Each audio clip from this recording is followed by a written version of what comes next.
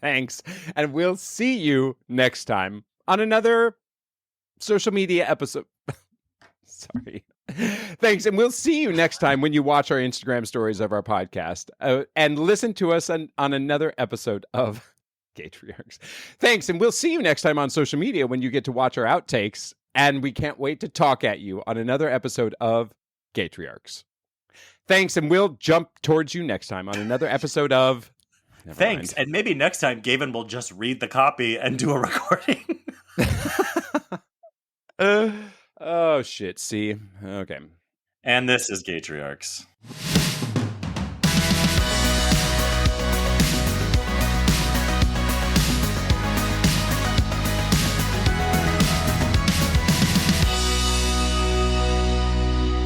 So we have a little back deck. And we're sitting outside, and it's one of those rare moments with my daughter, who's 1.5, where she's sitting in my lap. She's calm. She's like tracing her fingers on my face. It's very sweet. She keeps like looking behind me, and she's looking at the birds, and she just takes her finger and she just drags it down my face, right? And she's like doing this side of my face and like almost like she's painting, and it's very sweet. And I just have one of those moments. I was like, finally, there's a moment of peace. There's a moment of just like, she's not crying. There's no chaos happening. She's just enjoying this thing. And then I'm like, why does she keep looking behind me? And I turn around and I look at the railing that I'm sitting next to, and I'm realizing she's dipping her fingers into bird shit and she's drawing it down my face. In this beautiful moment. Oh. See, this is why you don't go for gratitude, because this is why you don't go for gratitude. You know, it's children are disgusting and awful monsters. Anyway, that's how my week started. Well, my week started. My kids are at summer camp all week long, nice. And theoretically, that means it's just been nothing but like sex, drugs, and rock and roll all week long. Let me tell you, it's really just like I can finally feel like I'm catching up on shit. But we started out, and we were dropping the kids off, and we said, "What do you want for your last supper, your last meal?" They said McDonald's, and we were like, that tracks. So we go to McDonald's, and I was not aware, because we don't go to McDonald's that much, that McDonald's is having a whole promotion about Grimace's birthday. Okay. Now, I know that I'm much older than you are, David. So with you and your youth, do you even have any idea who Grimace is? Of course. He's the big purple monster. Right. But nobody else knows who the purple monster is, right? They don't have... I don't think they don't have Saturday morning cartoons anymore. The whole I don't think McDonald's people remember the Hamburglar, but I think Grimace... Really? Wasn't there a whole bunch of them? Anyway. My kids, and the Fry Guys and the Hamburglar and whatnot. Well, that's all from the 80s. Ooh. My kids have absolutely no idea who Grimace is, no whatsoever. But they just know they see a big purple thing and a milkshake, and it's Grimace's birthday, and they're like, I want that. So we did end up getting Grimace's birthday milkshakes, and we passed the milkshake around trying to figure out what fruity flavor it was, which might have just been like fruity milk left over from fruity pebbles. And but anyway, I went down a little bit of a rabbit hole to be like, what is up with does anybody else know who Grimace is? And I didn't realize that, because I'm not completely on TikTok all the time, that it's a whole TikTok meme right now where people are making videos about sipping the milkshakes and then immediately cutting to a murder scene where usually people have like poured the milkshake out on their faces like they've just been killed by Grimace, and it just TikTok makes me so happy. Chaos. It's pure chaos. The creativity is endless, and I'm here for it. But my kids still don't know who Grimace is, and frankly, when they get back from camp tomorrow, I can't wait to show them that they need to make their own Grimace murder scene. So I've been indoctrinated. I think I told you a couple weeks ago. Every week we're doing a new 90s band that I'm playing in the cars. We go this week is Spice Girls week. And I was very excited because I was like, I love Spice Girls. Name more than 2 Spice Girls songs. You can't, because they only had literally 2 hits. So I kind of ran out of my senior year in college, all of my roommates and I were the Spice Girls for Halloween. I was Baby Spice because I was blonder then. And I will say, I'm not going to throw anybody under the bus here, but I was not a huge fan. I don't know. I was distracted by other shit, but I didn't go full in. But my roommates kind of ironically became huge Spice Girls fans. And so we really knew all of the songs. Now, can I name them? I don't know, but we did go see Colors of the World or whatever, the Spice World, the movie opening night. And it was us and a bunch of like Taylor Swift fans from the mid 90s, the equivalent of. And we were by far, no, we weren't creepy old men, but we were like the weirdos from college who were in the opening night of the movie. So years ago, I was lucky enough to travel to Africa. I was in a chicken bus in the middle of somewhere in Kenya. Normal. And I suddenly heard Colors of the World, every boy and every girl, spice up your life. And I was like, why do I know the lyrics to this song? And I couldn't, it took me a while to figure out which song it was. And then I realized they were playing that whole album. And I really knew the songs better than I realized. So, but that's the thing about like the early 90s that's so different, or even the 80s and 70s, I guess, is that there were a finite amount of songs. So you just hear them a lot. Now there are billions of artists that you don't even know about. No, that you don't even know about. So like back in the day, there was like 8 songs that would play on the radio. So of course you would learn all 8 songs. But speaking of indoctrination, this is just a rant, and I swear we'll move on to our guests who are really great. Or no, our top 3 list. But so there's this episode of Radiolab, and it's called Americanish, and it was talking about people who aren't fully American for whatever reason. And they were interviewing this woman, and she was a lesbian, and she lived in American Samoa. And they were talking about, would you want to be fully American? And she's like, well, no, I like living here. And they were like, but you can, you can't get married here. It's illegal here. In America, you could. And she goes, well, I'm a Republican. And my brain, of course, went to, what the fuck? This sect of people who join groups that hate them. And I'm always fascinated in the darkest way of why. And then she said this thing, and it broke my heart. She goes, because I'd rather be rich than be married. And so what broke my heart about it was not that she was wrong or she was misinformed, was that she fully believed that Republicanism equals being rich. Mm-hmm. So she's like, I don't have to marry my wife if I can be this rich person. And it broke my heart because that is that grift that keeps that fucking train running. Anyway, that's that is rant. Absolutely, yes. The false idea and the false narrative that American dream is available for anybody who just works hard enough, and that illusion that we can all become millionaires and billionaires living that American dream if we're just taxed less and more hateful. Yeah. I mean, we did it by starting this podcast, and now we're millionaires from all the income we're getting. And we'll probably be Republicans by this time next year. So like I said, the kids are at summer camp this week, right? Mm-hmm. And it was so interesting because for once we weren't in a hurry. We didn't have to drive very far. And so we had like the whole morning on Saturday to kind of hang out before we took off. And all of us were kind of at a loss of what to do because we had a couple hours to kill. And I started, not nervously, but I'm like, well, this is a good time to, I don't know, clean up the kitchen a little bit, do some vacuuming, even though, should I be like really bonding with my children right now? Should we be doing something as if this is some, I don't know, huge rite of passage that they need to have quality time for their last memories with their dads? No, fuck that. They just wanted to be on their devices, right? So I was like, okay, just have because they obviously do not have them at camp. So I'm just vacuuming and whatnot. But I did start to feel this little sense of like, is this what it's going to be like when they go to college? And am I going to be so almost, well, obviously bereft, but am I not going to know what to do with my time? So I'm like, I think I'll just vacuum before I take my kid to college, and feeling really getting into my head about like, this is something, I need to make this momentous, or I need to make use of my time, or I'm just going to sit down and, I don't know, not know what to do with myself because of this sense of impending doom. And so basically, that was how I suddenly felt like, my kids are going to college. I mean, camp, and I don't know what to do with myself. It was an interesting downward spiral of my rabbit hole brain in the moment. Speaking of downward spirals, let's move to judgment, shall we? Judging how other people parent their children. So this week's top 3 list is the 3 worst behaviors you've witnessed in other parents. Number 3 for me goes back a few years when I was actually talking to somebody, a parent, who said to me, well, what's the big difference if my kid does cocaine someday? I mean, I did it and I'm fine. And I thought, holy shit. Now, I know cocaine that's going to sound super... That's is different. Yeah. Cocaine for babies. I mean, I know this is going to sound, all of this is going to sound super prudish, especially when I look at my list. And hey, you do you and be safe and don't hurt other people. But I'm not sure that the idea that why can't my kids do cocaine because I did it and I'm fine is really the way we want to raise kids, right? Number 2, not being aware of what's going on your kids' iPads or iPhones. Now, listen, my kids are behind closed doors with their devices an awful lot of the time, but I do have some semblance of an idea of what's going on.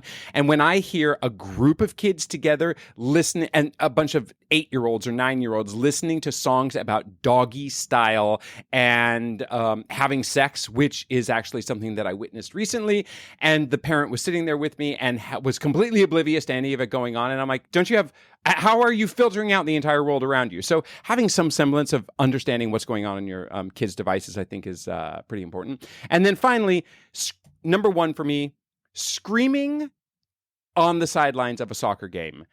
Aside from just general support, but belittling your children from the sidelines is something that I just cannot abide. And I don't know, all parents should just be muzzled on the side of the soccer sidelines. So for me, those are 3 obnoxious behaviors that I will never take part in.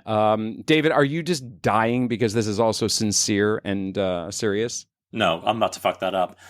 So in number 3 for me, and this is slightly serious, is when other parents will yell at their kids in front of me for me.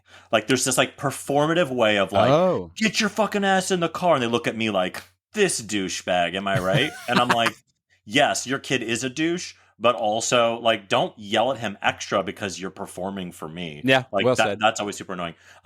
Number 2, baby talk. When fucking parents talk baby talk to either their babies or their pets or to anybody, I hate you and I hate it. And number 3, I think the number 1 worst thing about other parents is when they're a better parent than I am. Oh, fuck those people. I fucking hate it. Oh, God. I'm like, stop being better than me. So that's my number 1. Next week. Totally relatable. Next week, we're going to keep it clean. Oh, Next that's usually week, my job. We're going to do something easy and fun and has nothing to do with kids. Good. Next week, what are your top 3 favorite curse words or phrases? Oh, fuck yeah, that's going to be good. All right, so our next guests are 2 gay dads who recently wrote a book called A Kid's Book About Gay Parents, which I'm sure is currently being banned as we speak in Florida.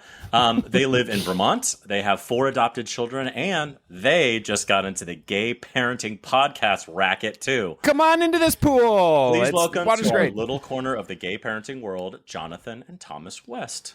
Woohoo! Hi, boys. Hello. Good morning. Hey, guys. Good morning. You guys are in the podcasting racket now, too, and it's just a huge grift. So, no, when we had our first episode and we introduced ourselves, we're like, yeah, we're jumping in to the podcast world. Mm-hmm. And I was like, what did I say? I was like, we're jumping into the ocean. Pool. No, I said the pool. Yeah. Which is literally not, absolutely not. There are almost in some ways, there are too many podcasts. Of course. Yeah. So I was like, wait, we're not jumping into the pool. We're jumping into the ocean. The ocean. All and the it's other crowded. billions of people. Yeah, You're it's at very Coney crowded. Island on the 4th of July, levels of crowdedness. But just syringes in your feet, Band-Aids stuck to you that aren't yours. But you guys are the only ones who have your branded hats of Daddy and Papa. Do you ever switch hats just to screw around with your audience? Well, actually, our second episode, one of our mics wasn't turned on. Nice. Which we found out after the fact, and we kind of just went with it. And I didn't realize that I was wearing a daddy hat, which is totally fine, but that's not the name I go by. No. Right. And he didn't notice, I didn't notice. Yeah, we went through the entire thing. I'm like staring at his head the entire podcast, and then I realized we were looking back at the video and we're like, oh, that's not daddy. I mean, you are a daddy, but... And I will say that daddy. every other gay parent in the whole world is mad at you for grabbing the Instagram handle at Daddy and Papa. Are you fucking kidding me? You nailed that. I mean, you got it. That was the one. And now, you guys are and done. daddyandpapa.com too. I mean, it's like... No, and we weren't the first to jump in as like the gay queer parents on Instagram or just social media in general. No. But I looked it up. This is what, like 2017, 2016? Yeah. I looked it up and I'm like, oh my God, it's open. Well, I grabbed it real quick because we were using something else at that point. Isn't Neil Patrick Harris Daddy and Papa too? Or are they Papa and Daddy? We'll ask him next week when he's on the podcast. Yeah, that's for you. NPH. He's on NPH. Yeah. Now, did you guys name yourselves after social media, or did your social media take your names? Like, had you already decided on the Daddy and Papa ness? Yeah, we decided. My dad actually was Papa to some of the other grandkids, so I didn't want that confusion to be like I'm Papa and he's Papa. So I took Daddy and he took Papa. What about Mr. West? I always try to get my kids to call me Mr. Vaughn, and it's not sticking. Yeah.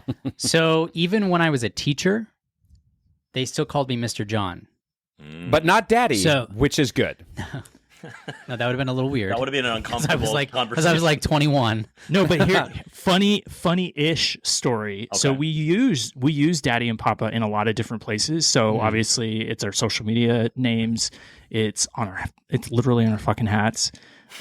We've even started to use to you know how you have to fill in your name on the Starbucks app. At one point, I had it written as "It's Brittany," and I was trying to put in "It's Brittany, bitch" to make someone actually say that. Nice. So, but you can't write, which is great foreshadowing. I could only write "It's Brittany." So it was that for like a week or two, and then he changed it to say for the first name Daddy and Papa, and then since our last name's West for our last name. Nice. So anyway, when they go to print the tickets when you make an order, it only writes out Daddy. So if you do a pickup, either in the drive-thru, you're like, I'm here for the order. The name is Daddy, or if you go inside, they might have to say it. But nice. here's the awful part. I got yelled at. I went into our local Starbucks, and they had my drink off to the side. I had been standing there for so long that they're like, "What drink are you waiting for?" And I told them, and they're like, "Oh, okay, here's it." But then I had to a semi-manager or a manager come over to me, and she goes, "I just have to tell you, this is so inappropriate.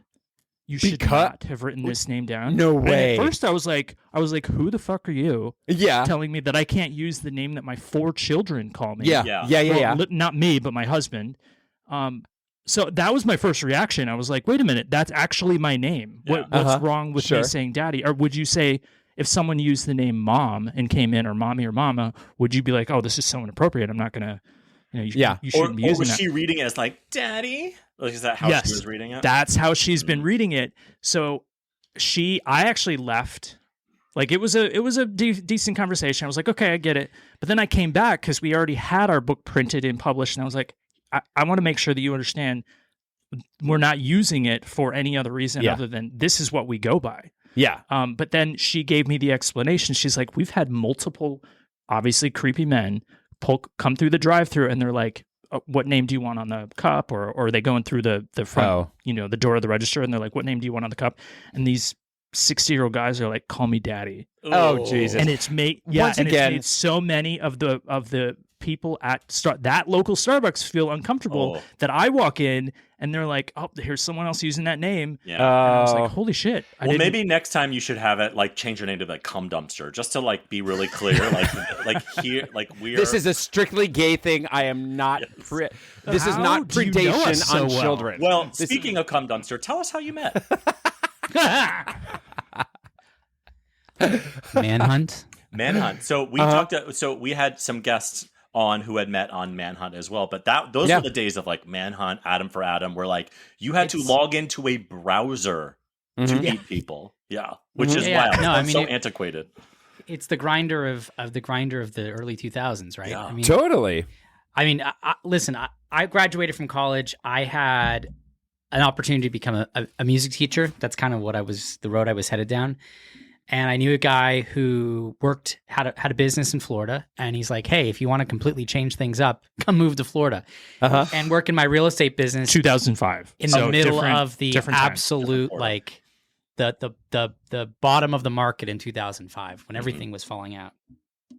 So I moved down there, but literally before things started, I knew I was going to move there. I started checking out who's online in Florida. As you do. This guy was the only person who was under the age of 70, and had all his teeth. Yes, at that time, yeah. And from the first day I was there, we met up and just kind of hit it off, and we were together ever since. That's sweet. Yeah, so that was 2005. Well, good. I mean, that's we kind of giggle that you met on Manhunt, but like, why not? This is a modern era, and look what it's come of. In the theater world, we sometimes talk about showmances that are only supposed to last for the run of a show, but hey, it's another form of like. How many long-term gay relationships started as like a one-time, like, hey, let's go home from the bar? Like most of them. I mean, well, and really, I mean, coming from a small town in Vermont to, I mean, relatively a small conservative town in Florida, I mean, it's not that easy to find someone. Yeah. So I think it was just kind of serendipitous. And for Thomas, I mean, he was coming back from Tallahassee, right? Yeah. Mm-hmm. No, at the time I was almost finished with my bachelor's degree at Florida State University. Alma mater. I was like a 6-year senior. So I had to come home and take a break. Your FSU too. Oh yeah. No, I went to Florida State. I can tell you, we can trade stories for days about all the goings on. You know, people forget that like Florida State is 10 minutes from Alabama, 10 minutes from Georgia. You're in the Panhandle. Oh, like, really? You are in the That is the South. The deep. People are like, South. You went Florida, beaches and Miami and blah. You're like, no, honey. I think out of those years that I was at Florida State, I went to the beach once, and it was in Wakulla County. Yeah, which is not really a beach. And from my hometown, it was a 6-hour drive one way. So Thomas, you ended up going into the military, right? Tell us a little bit about that. I come from a military family. I'm always fascinated by it. But tell us a little bit about your military experience. Yeah, so in 2000 is when I graduated high school, so that's when I was about 18, 19. And that's when I wanted to enlist, but for whatever reason I didn't. I went to Florida State, and it was at that point that I basically started coming out and at the same time started to understand what it would have meant to be in the military with Don't Ask, Don't Tell. After 9/11, basically, I wanted to enlist again, but there was that part of me that was like, I just didn't feel right not being my authentic self, but there was still a large part of me that still wanted to enlist, but I didn't. And it wasn't until President Obama, I forget the actual year, 2012, maybe. That sounds right. 2013. 2011, yeah. Had made it, literally had said, okay, you know, we knew the repeal of Don't Ask, Don't Tell was coming. So that's when I said, okay, now I really want to do it. And I think I was in my early 30s at that point. It was probably like a 2-year process for me to enlist. Mm-hmm. But yeah, I asked him, I don't know, 50 times. I was like, hey, I want to enlist. And he's like, no. So I asked another 49 times, and he was like, okay. Can we go back 50 times and tell us what was your draw? What made you want to enlist? And did Obama make you gay? Because he made a lot of people gay with that. No, he totally made me gay. Great. He helped me enlist into what people that I served with referred to as the new army. So the first 2 years after the repeal of Don't Ask, Don't Tell, all of the service members who were, I don't know, had been there for a long time, I was going to say assholes, would to my face, please don't say that and just word on kind this of podcast. in my preference, in my, you know, in range of me being able to hear it, would refer to basically people like me as the new army, because I was out. There were some people who were married, and there were some very, flamboyant 18, 19-year-olds who were, in the Air Force. We interviewed one of them on our show a couple months ago. Sure did. Yeah. They like to spread those wings and fly high, and good for them. But yeah, I mean, so anyways, I went through this whole process. I wanted to enlist, and this is... Well, originally you wanted to enlist because of 9/11. Well, I wanted to enlist right out of high school, but then 9/11 happened and I wanted to enlist. But I think that gets to the point that I wanted to serve. I actually think, as a really strong personal opinion, that everyone should be required to serve in some way. Mm-hmm. So I don't think everyone should be required to serve in the military, but I think everyone graduating from high school should be required to pick from enlisting in the military, joining the Peace Corps, or some sort of which is common in a lot of other countries. It's pretty common. In in Israel, you have to. Sister, we are going down that gratitude rabbit hole, which I absolutely love. Don't. In a world, In our world of entitled children, where we have kids almost of similar ages, where I'm like, how do I help my kids realize how good they have it and how lucky they have it to be born in this country, and realize that you got to play a part in society and some kind of service that takes you out of your selfishness as almost a rite of passage into your adulthood. It's a very necessary thing for society. But when they called it the New Army, was that like a slur or was that a sign of respect? Oh, yeah. I can't decide which one. It was a slur. No, absolutely a slur. They're like, oh, who's this gay guy over here? Yeah. Or, I mean, there were so many different changes happening, and that there were people who had been in the military for 10, 15, some of them 20 plus years, because you can serve more than 20 years, who, did not think that this was the right move to make. Was it the majority? Was it the majority of folks or just a very vocal minority? It was where I was stationed. It was definitely not the majority, but it was a very vocal minority who were in leadership roles. Mm-hmm. Mm-hmm. Yeah. And remember when, to kind of put this all into perspective, a lot of those like career military folks probably had been working their entire life to get to where they had, right? Where they were.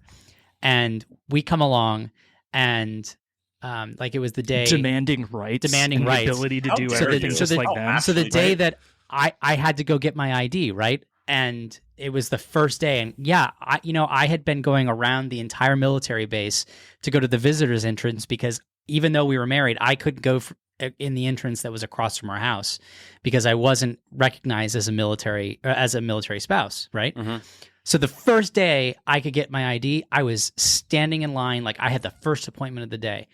And when those assholes couldn't figure out how to use their fucking computers, I think on purpose, quite frankly, because they weren't paying attention, it's not even voluntold. It's like they were purposely forgetting or conveniently forgetting how to do things. Mm-hmm. Wow.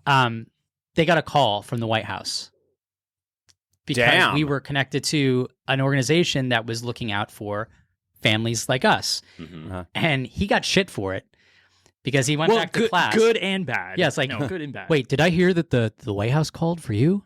Yeah, yes, they fucking did. And also, I think it's homophobic that you made me go around back for so many years. So how about that? Give me. I want front door service. I want Obama to call. Obama, call. Did you text Obama? Is that how that happened? You shot him a WhatsApp, and you're like, "Hey, bro." Yeah. We had someone who was working in the White House who was watching out for that day. But quite frankly, it's like it's totally obvious how they have blinders on to their privilege, because every single day Thomas was in a class with like 10 people, right, for your language, and every day at lunch, all the spouses would go in and meet their spouses over the gate next to the classroom, and they would have something on post.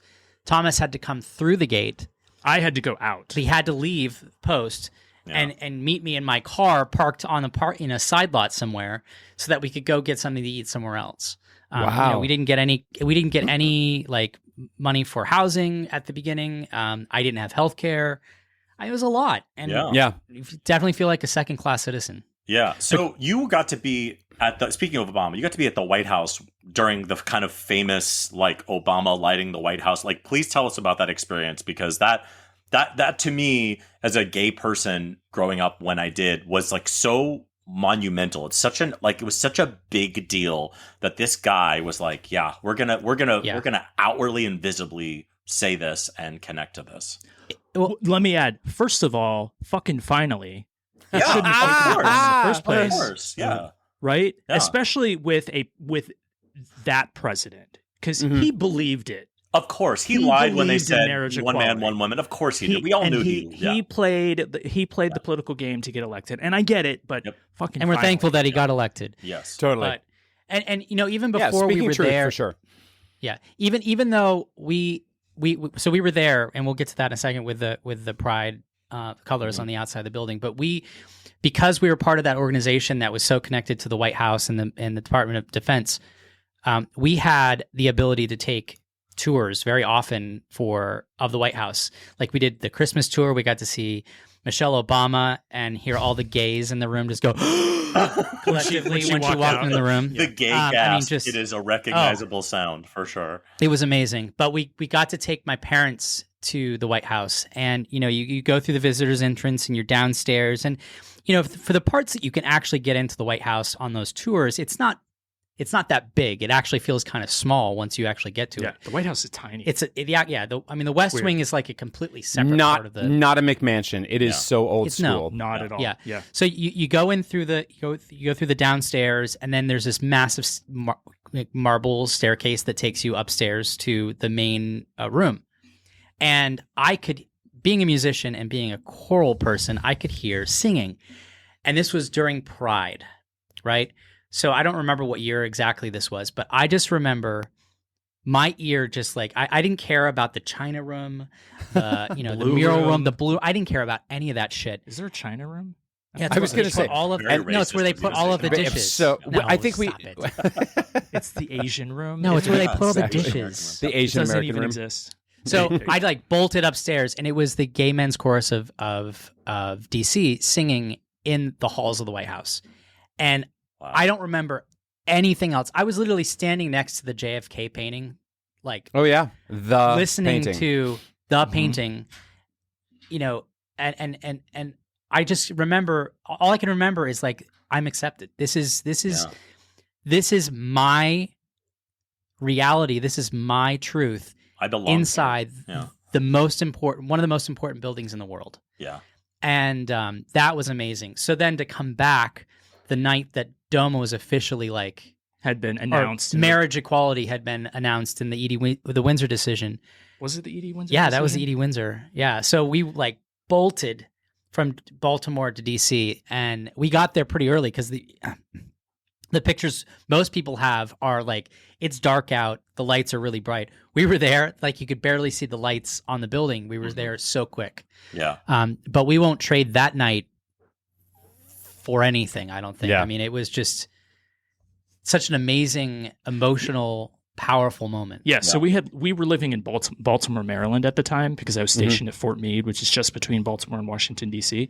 And we just jumped on the train that night because we knew some of our friends would be there, and we had heard that the White House was going to be lit up in the rainbow colors. Yeah, and we showed up with our 2 young children, and I think later found out that was also the moment that Michelle Obama had walked outside of the White House to be off to the side. Because with Sasha the press were there kind of recording everything, but she was outside of the White House with her children at the same time, witnessing the same exact event. Amazing. That's pretty amazing. And so speaking of your children, your parents, like tell us about how you got your kids, other than Obama made you have children because he made everyone gay, so he made everyone have kids. There is legislation that requires that all men become gay. We have criminalized straight. Correct. And then you are therefore required to get married and have as many children as possible. Correct. We groom them to do the same. What year was it? You know the details. I don't. Well, we started in 2014 trying to build a family, and we started with private adoption, and we had a really unfortunate event with the birth mother that we were matched with, and that child, who we still say is our first child, she was born premature. Her name was Emma, and she still lives in our heart as our first little girl. So that was really difficult, and that was a lot of grief and loss that we had to deal with. But we picked up, we moved on, and we found foster care is really the place for us to move forward, because at the time we were on a military salary and it was difficult. We had just spent a ton of money on a private adoption. That didn't happen, but we still wanted to start a family. So we reached out to the local foster care program in Baltimore. And, once we got through the trainings and the background checks and the house visits and all those things that we needed to do. That part takes a really fucking long time. It does. Long time. Yeah. Now, but that's real preparation for parenting, though, too. And being able to come out of the gate knowing what you're doing. And in my argument is that, most families don't have that. It's as a requirement. It's the foster families that you have to go that extra mile. Yeah, so 100%. For good reason. For good reason. Yeah. But once we finished all of that training, it was like the phone within calls the next were day. nonstop. It was wow. Because we lived in the city of Baltimore. Every single day, he would get multiple phone calls from people saying, hey, we have a child in need. This is their information. And for the longest time, you kept saying no. Yeah, I mean, there was I think 2,500 kids in the program at Baltimore and that's Baltimore a City. Small number. It used to be tens of thousands. Yeah. Talk about systemic racism. And there's something very overwhelming also about the first. You're just kind of like, I don't know how I should be filtering this. I don't know what I'm looking for. I have to make decisions on things that I have to decide what sort of ailments and ages and races and all the things that we just have to somehow decide. Yeah. Yeah. And honestly, and I had to do it by myself because Thomas was, for the most part, was always in a position in the military where he couldn't take a phone call without literally having everyone in the room have to put down everything they were doing and step away from their computers. Well, to be fair, you couldn't bring any electronic devices into the building. So that was the real reason. I would have to call a line in the NSA to get him, Yeah. And you knew that Big Brother... if I'm being honest. I mean, talk about a power play. Yeah, that's a power play. But also knowing Big Brother is monitoring literally every single word. But when you were doing something like that, how facetious are you being that you simply couldn't take any private phone calls in the office, right? No, literally, I couldn't. Okay. I did have some limited access online, depending on because. Wait, you mean that's a place where you're supposed to take classified documents? Classified documents are supposed to stay. Right. Wow. Mm-hmm. Please don't throw shade to our real president, who's actually in charge of the military right now. If you don't already know that. Yeah, I know. Seriously, right? So no, I was working at the NSA, and you can't bring. I couldn't bring my Apple Watch in. You can't bring any electronic devices. Sure. In. So he was fielding these phone calls from the city of Baltimore saying, hey, we got this child in need. And he kept saying no because, we had discussed certain things that we were okay with and certain things that we weren't okay with. Mm-hmm. But, to be able to have to make that decision on your own was tough. But, after a dozen or if not more of times of him saying no, I finally said, if it just feels right, let's just say yes. Because at some point you need to say yes. Because it might just be fostering for a couple days, a couple weeks. You never know. So he did. We had a foster child show up like 45 minutes later. Yeah. No wow. joke. No joke. Like, we've got a kid in need. So keep in mind, yes, they show up. So keep in mind, we had been waiting for a child, and preparing for a child to come into our home for years. Like we had prepared with a crib and dresser and all these things we thought we needed to prepare for it. But you're never really prepared until it actually happens. Sure. Yeah. And so when they called and they're like, and finally I was like, you know what? I'm going to say yes. And literally 45 minutes later, a knock on the door, a lady with a baby in a car seat and has to sign a paper and leaves. Shit. I feel awful ridiculous for being astounded by that, but this is a really good thing to share that this is a quick exchange that throws you into parenting real fast.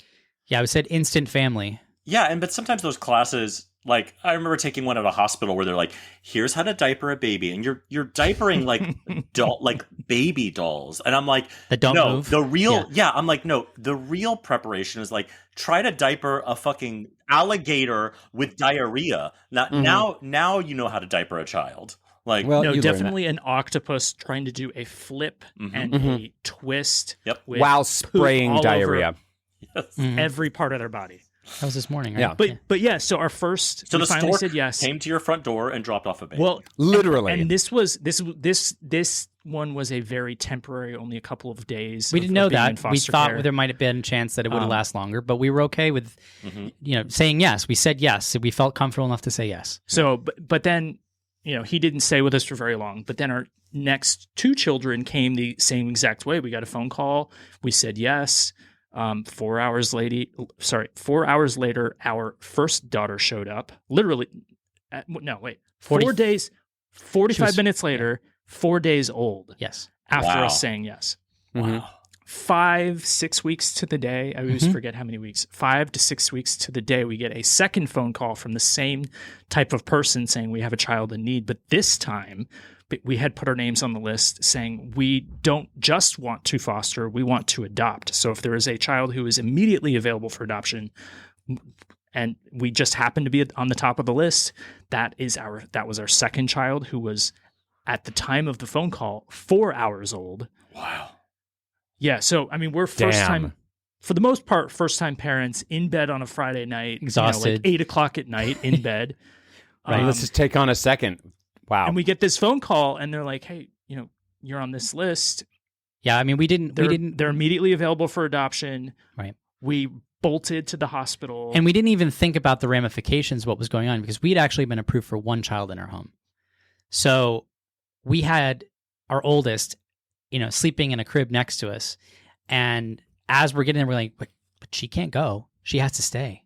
Like, what's going to happen? And of course, they're like, oh, we'll figure it out, which was fantastic. But yeah, we walked into the hospital likely as her, our second child's biological mother was probably leaving the hospiel. Wild. Which is crazy, right? Just that somehow, if you could just somehow go back and look at that camera. Oh man. Oh, I every day, it's something I actually think about a lot, because we've been trying to reach out, and because of how she came into care, it's really difficult to get any information or track this person down. And for Charlotte's sake, we really, really, really want to be able to say we want that for all of our kids. Yeah, we want it for all of our kids, definitely but definitely for Charlotte in particular, because we have less info. Now, bringing it all together, while you were,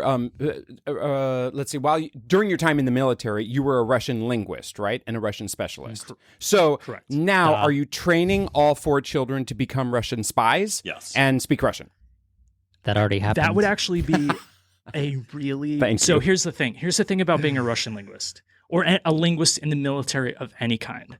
So if you have a child or just someone in your life who's like, I don't know what I want to do when I graduate high school, and they're open to the idea of enlisting in the military. I know that's not for everyone, and that can sound pretty scary. And believe me, it actually is a little scary the first couple of months. There's a lot of money to be had in this particular type of training. So good to know. You graduate high school, you don't need a bachelor's degree. If you can score high enough to get into this military language school, they'll teach you 8, 9, 10 hours a day from native speaking teachers. So it doesn't, it could be Arabic, it could be Farsi, it could be Russian, it could even be Spanish or French. Mm-hmm. You successfully make it through that training. All you have is a high school diploma. You then spend 2, maybe 3 years working at the National Security Agency. You then don't re-enlist.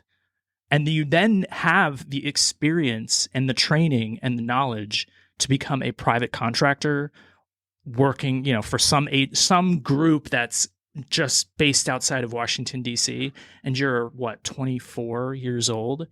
And you're now working as a private contractor inside the National Security Agency with a top secret clearance, making a minimum of $150,000 a year. Wow, Gavin, do you remember being 24? What were the 20s like? Very funny. I think that is taxpayer money going to good use, though, for sure. With all of the faux military porn out there, how realistic and how reflective of that is life in the military? Dramatic.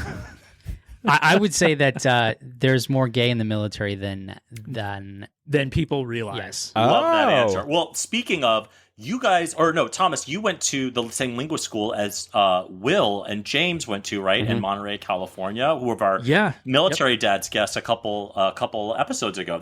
That's crazy. Speaking of Small passing world. each other in the hallways, I bet you guys at some point passed each other and.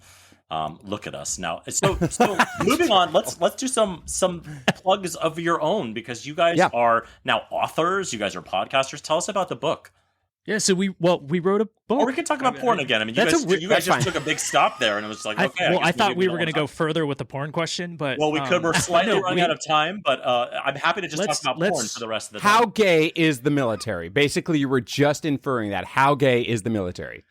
No, it's really gay, especially the Air Force, especially in military intelligence. It's probably the Air Force is the gayest, then the Navy, then the Army, then the Marines. Yeah. See, wow, this is the future Obama wanted, and he got it. He got it. Yeah. So now transitioning from military porn to a kids book. Okay. About that's a really gay good parents. transition. Great. I mean, we have for a very long time wanted to write a book, because our story is not that our story is unique. it's not unique to gay or queer parents, but it's unique to parents in general. Yeah. Mm-hmm. So we at first wanted to write kind of just a more general book, but then we came across this publisher who does a brand of books called A Kids Book About. So the company is called A Kids Co., and they write basically the series A Kids Book About, and then whatever the topic is. Mm-hmm. And we had been a huge fan of theirs forever. Like even before we pitched the idea to their CEO and co-founder, on the shelf behind me, I had like 20 different copies of their books. Mm-hmm. Not entirely intentional for the interview, but it definitely helped because he pointed them out. He's like, "Oh, I see you already have all of our books."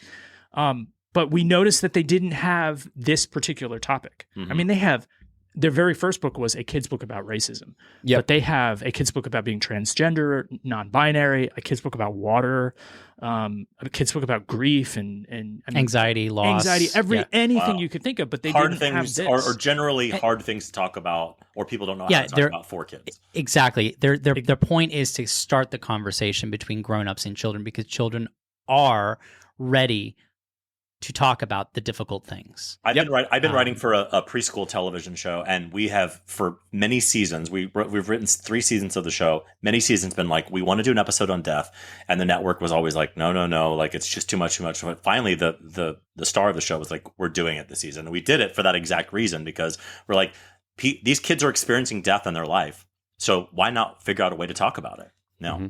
Yeah, absolutely. So to finally get to the title of our book, we wrote A Kid's Book About Gay Parents. Mm-hmm. And it's basically a story of from our unique perspective about why we wanted to become parents, how we became parents. And, actually, we've even shared this book with other gay and queer parents, and it's not necessarily written for them, right? Mm-hmm. So it's a great book I would say it's a great book for anyone, but I think we took the perspective and the kind of the angle that this is a book for people who don't know what gay parents are, or they don't have any gay parents in their lives. Yeah. And so often you just got to have the language and have some story and some context to be able to share and pass on. Do they have a kid's book about eating Hot Pockets and watching Black Mirror in your basement by yourself? Because if not, I could write that one. You should get started then. Okay. Well, but what's really cool about the book is that, go off of what Thomas said, is that we actually got invited into one of our kids' classrooms to read the book. And, with everything that's going on let's back that up. We were invited into a second grade classroom by our in a public school teacher in a public school.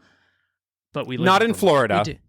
No. And with everything that's going on right now, it's kind of like amazing that, pockets of sanity still exist. Yeah. But we were really nervous going into it, because we've kind of got this thing in the back of our head that's like, oh, there's going to be some kid of a conservative family that's going to go back. The fact. They're going to go and tell their parents, and their parents are going to like go ballistic on us. And I have to tell you, we were reading the book, and I think it was really good for our daughter who was there. She was really proud, kind of honored that this was about her and our family and how we exist. But the questions and the engagement from those second graders was so phenomenal. I mean, I know I looked over at Thomas at one point, and like a tear is starting to come down his eye. Oh, I'm sure. Because even the kids who I knew came from a more conservative family, who might be considered, their family a redneck or something like that, they were clapping and smiling and asking these amazing questions about our family and giving us advice on how we should present the book at the bookstore that following weekend. And it just gave us a great amount of pride that is the future if we allow it to happen. I'm so glad that your indoctrination of those kids were successful. I mean, that's really great. I know. I'm really proud of you guys. And then, of course, we even got one of the kids in the class went home and told their parents, and I got a text message like, "Hey, this is so and so's father. Can we come to your book reading this weekend?" And those are just amazing. Those are the connections that we want to have. Those are the types of conversations that need to be had, because Grace or Charlotte or whoever any of our children have been in these classrooms with these kids now for 2 or 3 years. And they know that they have a daddy and a papa, but that's about all our second graders are going to tell their kid, their friends. We wanted to start the conversation about, well, what actually is the same about our family? And we talk about things that, Vermont kids would know. We put Vermont maple syrup on our pancakes, and, we wear flannel because we're from Vermont. I mean, those are the things that were connections for these kids. But I think if we can have these conversations in more places, sure, it brings what we call acceptance through visibility. If you can present yourself and be, out there and have representation for you and your family. And greater visibility always is going to help. It's going to make it easier eventually for others, both in our community and outside our community, to understand where they fit and be their authentic selves. No, representation matters no matter what it is, where it is, and when it is. Even if it scares other folks, but yes, being as visible as we possibly can to help dispel fears and help people understand, because so often they're just afraid of what they don't understand. I can't wait to eventually have our shit together on our podcast and have a store where we can sell your book as well, because I want to help promote that for sure. And then, of course, David will make room for your book about Hot Pockets and yes, I can't wait. All right, well, thank you guys. We're out of time, unfortunately. It always happens where I'm like, oh, no, I have so much more to ask. But everyone out there, please buy the book, A Kid's Book About Gay Parents. Please subscribe to their new podcast. They're in the podcast racket called Becoming Dads. And thank you guys so much for joining us. It was really fun. Thank you. Thanks so much, guys. Yeah, thank you. Keeping with my theme of the entire episode, my something great is summer camp. We were driving up, just about to drop them off, and I was starting to feel like, oh God, I am going to miss them. And I mean, I do love my kids, and I do want them around, and I miss doing stuff with them. And then they started fighting in the back and negotiating about what prizes they need for going away to fucking summer camp and being obnoxious little entitled shits. And I'm like, get out the car, and thank God. Squealing as you peel out. Well, absolutely. We didn't even stop. We just pushed them out. And I am great. That something great is summer camp. How about you, David? So this week, my son is in a 3-year-old soccer class, which is just barely organized chaos for monkeys, right? But really adorable. It's adorable, but it is like these poor coaches are trying to be like, hey, kick the ball in the net. And they're like, my son is doing cartwheels and picking up dirt or whatever. So they were doing this game called, it was like red light, yellow light, right? Where it was like, the teacher would say red, they were like kicking a ball, and they would say red light, they would all have to stop. They would say yellow light, you'd have to go slow. And they would say green light, you'd have to go, right? But then she added this thing where it was blue light. And when she would say blue light, the kids would have to just dance. And that was really fun, and the kids really loved it. Totally. Well, my favorite thing in the world was my son, I don't know where he gets this. It's so innate in him. But when they say dance, he started doing this dance where it looked like the drunk girl at the bar who found her way up on top of the speaker or onto a stage, where she put her hands behind her back and she was just feeling herself. There was just this stripper from a really redneck town in southern basic Alabama. White drunk girl. Yeah, basic girl at the bar. And it was killing me because all the other kids are just skipping and kicking, and there's my son just feeling his fucking truth, and it made me laugh so hard. And I was like, proud dad there. That is something great for sure. And that's our show. If you have any comments, suggestions, or general compliments, you can email us at gaytriarchspodcast@gmail.com. Or you can DM us on Instagram. We are at gaytriarchspodcast. On the internet, David is at DavidFMVaughn everywhere, and Gavin is at Gavin Lodge at Summer Camp. Please leave us a glowing 5-star review wherever you get your podcasts, and sign up for our fresh off the press weekly newsletter. Thanks, and we'll walk the walk with you next time on another episode of Gaytriarchs.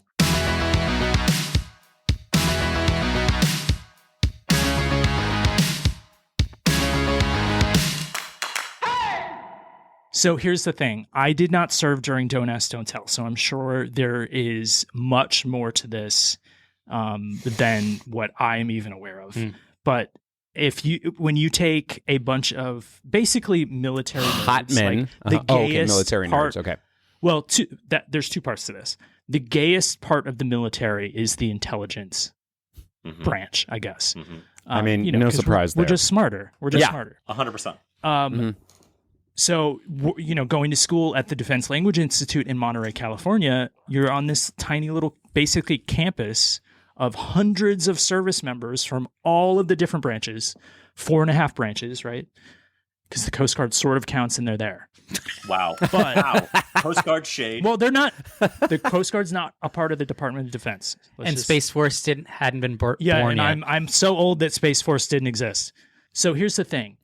The military requires that you work out every single day. And when you're at basic training, your like calorie intake is probably significantly less than where you were at before. You're working out all the time. You have to take showers with everyone else. The one downside to that for me was that there were a significant number of really hot guys that you were naked around all the time. How do you not walk around with a fucking boner the entire time? It must be mortifying in the shower. You're just exhausted. You're just absolutely exhausted. But the problem for me is that at the time I had to wear contacts or glasses.